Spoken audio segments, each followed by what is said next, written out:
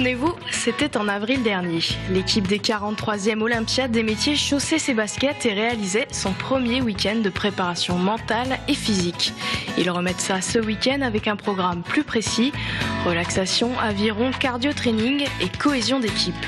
C'est un premier décrassage, mais le but c'est pas d'en faire des bêtes de compétition, c'est surtout de leur faire prendre conscience des bienfaits du sport et d'une activité physique qui n'a pas besoin d'être extrêmement élevée pour ressentir déjà les bienfaits. Donc il va falloir surtout leur donner confiance, je pense.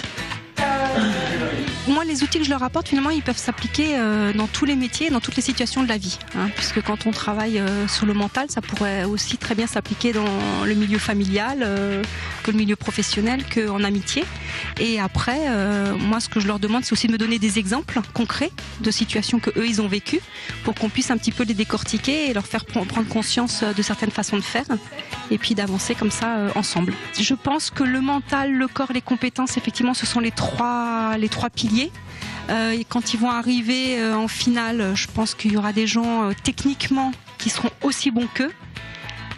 Et la différence, ça va se faire sur le mental. La différence, ça va se faire sur leur confiance en eux, sur leur capacité de concentration. Et c'est là que ça fera la différence pour la médaille. Après plus de 24 heures passées ensemble, nos futurs champions ne feront plus qu'un. Même si les épreuves sont individuelles, se forger un esprit d'équipe peut permettre à chacun de se dépasser. Une équipe doit former une chaîne. Donc les entraînements doivent se passer vraiment à 50, ça va être très difficile. Mais ça doit vraiment, fonctionner parfaitement. Chacun avec l'autre. Les finales nationales auront lieu du 28 au 31 janvier 2015 à Strasbourg. En attendant, si vous voulez découvrir nos graines de champions, ils seront présents à la foire européenne samedi soir.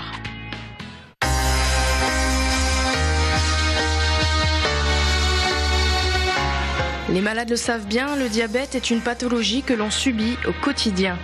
Près de 250 000 Français s'injectent chaque jour leur dose nécessaire d'insuline, mais Defimed, une start-up strasbourgeoise, est en passe de tout révolutionner grâce au pancréas bio-artificiel, le Mailpan. À l'origine, c'est 20 ans de travail. 20 ans de travail au Centre européen d'études diabète, au travers de 2 programmes européens. L'idée date de 96, donc elle date pas aujourd'hui, de développer un pancréas bio-artificiel pour traiter les diabétiques de type 1 et apporter, on va dire, une sécrétion physiologique d'insuline. Et donc suite à ce travail, 2 programmes européens, on est arrivé aux alentours de 2008 à un prototype donc, qui fonctionnait sur le petit animal. Et donc il a fallu créer la société pour lever les fonds nécessaires pour aller vers la fabrication industrielle de ce dispositif, sa commercialisation et les études cliniques nécessaires.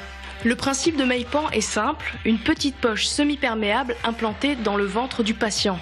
Semi-perméable car le Mailpan doit laisser passer certaines molécules telles que le glucose et l'oxygène, mais faire barrière à toutes les molécules de rejet. À l'intérieur, les cellules contenues dans la poche peuvent produire normalement l'insuline qui fait défaut chez le patient. L'idée, elle est venue de dire qu'on a besoin d'un traitement physiologique pour le traitement du diabète qui ne consiste pas en une injection d'insuline qui est dépendant du patient, mais en ayant recours à une solution qui est beaucoup plus naturelle. C'est pour ça que la transplantation de cellules sécrétrices d'insuline existe, qui, elle, consiste à prendre des cellules qui sécrètent de l'insuline, soit originaires d'un pancréas de donneur, soit d'autres origines, et qu'on la retransplante chez un patient diabétique. Ces cellules, elles ont une durée de vie limitée, étant donné que c'est des cellules qu'on amène d'un autre organisme ou d'une autre origine, ou qu'on retransplante chez un patient. Donc elles vont avoir une durée entre 2 mois et 6 mois, selon le type ou la source des cellules. Et on va être obligé de les remplacer tous les 2 à 6 mois. C'est-à-dire que le patient va aller chez son médecin, faire une simple vidange et puis remplir avec de nouvelles cellules toutes fraîches. Cette nouvelle thérapie est révolutionnaire car le patient oublie temporairement sa maladie. Terminé les relevés glycémiques et les injections quotidiennes, Mailpan se substitue à un pancréas en parfaite santé.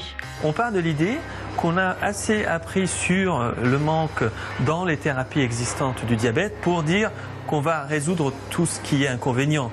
Maintenant, étant donné que c'est un dispositif médical, on peut s'attendre à des inconvénients qui seraient une durée de vie limitée du dispositif. À nous de la déterminer et d'assurer une sécurité à 100% pour le patient. C'est une poche qui va permettre de traiter tout type de patients diabétiques de type 1. Pourquoi ?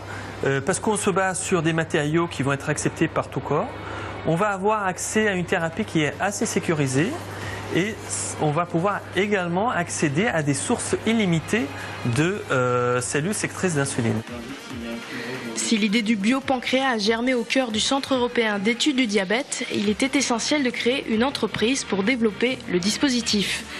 Defimed a reçu le soutien de nombreuses structures dès sa création. Qu'ils soient nationales ou régionales, tous ont accompagné la start-up pour mener à bien le projet. Moi, j'aime parfois dire qu'on a de la chance d'être en Alsace. Defimed en est l'exemple. Comme le Centre européen d'études diabète, on a été soutenu depuis des années pour pouvoir développer nos projets. On arrive parfois avec des idées où certains se diraient « mais attends, ça va pas marcher, est-ce qu'on y va, on n'y va pas ?» La région a toujours été à l'écoute, la région Alsace, et a toujours donné les moyens nécessaires dans Defimed et dans le C2ED pour permettre à ces projets de voir le jour, de pouvoir aller vers des phases d'industrialisation et d'aller vers des phases derrière de commercialisation. Donc moi je dis on a la chance d'être dans la région où tout est possible. Aujourd'hui, Defimed a réussi les tests cliniques sur les rats et les porcs. D'ici 2016, la start-up devrait procéder aux premiers tests sur l'homme au CHU de Montpellier et à l'université d'Oxford.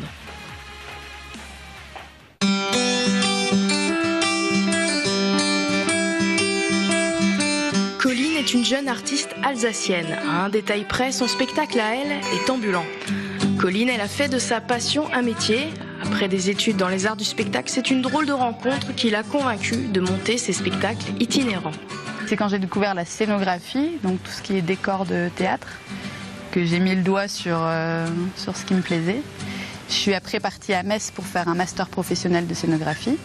Et à partir de là, j'ai fait des stages, j'ai rencontré des gens, je suis tombée nez à nez avec une roulotte et c'est là que ça a commencé. C'était évident. Le projet s'est dessiné en une soirée, je crois. Une fois que j'avais repéré cette roulotte et que je m'étais dit que je voulais faire quelque chose avec cette roulotte, le reste a découlé assez facilement. J'ai eu envie de raconter des histoires à l'intérieur, de pouvoir être au plus près du spectateur. Ça correspondait à tout ce que j'aimais, le fait de jouer, d'écrire, de faire la décoration, de mettre en place tout mon intérieur, enfin tout collé. Contrairement au spectacle de théâtre traditionnel, Colline s'est imposée une contrainte de taille, ce qui la pousse chaque jour à réinventer les codes de la mise en scène. Elle fait 4 mètres sur 2, on n'a pas un espace illimité. Donc le plus compliqué, c'est d'essayer de faire rentrer toutes les idées que j'ai dans les petits placards et sur les petites chaises qui sont à l'intérieur. L'écriture du spectacle se fait parce que c'est un spectacle écrit pour être joué dans ma caravane.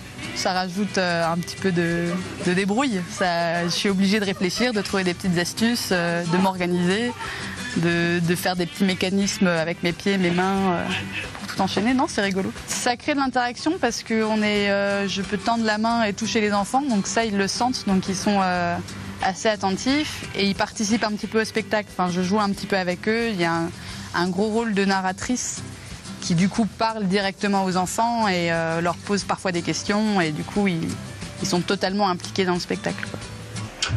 J'ai commencé par ramasser 2-3 trucs autour de moi, j'en ai fait un radeau et c'est parti.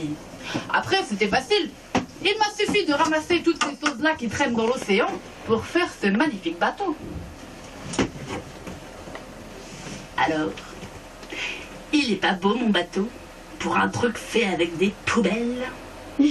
Moi, étant jeune, je me suis rendu compte que je n'avais pas facilement l'accès au théâtre. Il fallait que quelqu'un nous emmène, il fallait partir avec l'école, il fallait partir avec le périscolaire, enfin, il fallait une structure.